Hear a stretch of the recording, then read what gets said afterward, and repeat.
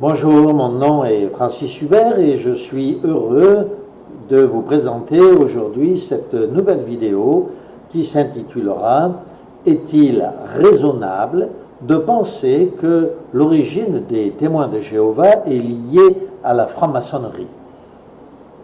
Nous allons commencer par la présentation d'une Bible. Vous pouvez regarder cette Bible, donc moderne, qui est une continuation d'ailleurs d'une ancienne Bible.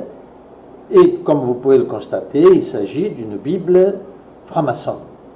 Donc, rien à voir avec, me direz-vous bien sûr, la Bible des témoins de Jéhovah, et vous aurez parfaitement raison. Cette Bible moderne de la franc-maçonnerie reprend d'ailleurs la liste de tous les dirigeants, de tous les présidents des États-Unis. Nous allons plutôt vous présenter une diapositive que les anciens témoins de Jéhovah reconnaîtront facilement, puisqu'elle est tirée du fameux photodrame de la création qui avait été promu et créé même par le pasteur Russell à l'origine de l'organisation des témoins de Jéhovah. Il s'agit ici de la diapositive de couverture ou d'ouverture de ce photodrame de la création. Vous pouvez discerner tout de suite en haut de la diapositive l'œil qui représente bien sûr Dieu pour les témoins de Jéhovah et le Dieu bien entendu qui voit toutes choses. Sauf que si nous le comparons avec la couverture de notre livre, issu cette fois des francs-maçons, de la franc-maçonnerie, nous voyons le même œil avec ce même rayonnement. Serait-il possible qu'il y ait un rapport, un lien? Les témoins de Jéhovah nous répondront que non, bien entendu.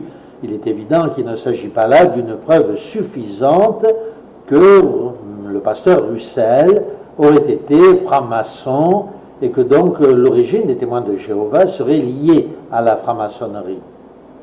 Je vous propose par contre de rentrer plus avant dans ce fameux photodrame de la création.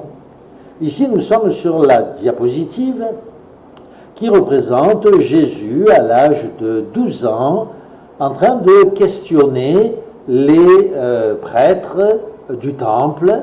Vous le savez, ses parents l'ont oublié, ils sont partis, et voilà quelques jours maintenant que le fils est absent, et lorsqu'il le retrouve, il est dans le temple en train de questionner ces prêtres. Cette diapositive donc fait partie de ce photodrame. Regardez toutefois la similitude entre cette diapositive du photodrame de la création, donc créé par Russell, nous le disions, et un exemplaire de la Bible. Vous notez que cette diapositive a été littéralement prise de la couverture de la Bible. Cette Bible ici est moderne, mais c'est, comme je le disais précédemment, la reprise d'une Bible plus ancienne, la Bible des francs-maçons. Nous allons voir cette comparaison un petit peu plus précisément. Ici, le dos de la Bible, et ici, la Bible dans son intégralité. N'est-il pas surprenant que cette photo du photodrame, ces photos, puisque nous en avons vu en réalité deux, soient tirées d'une Bible des francs-maçons ou de notre symbole franc-maçonnique?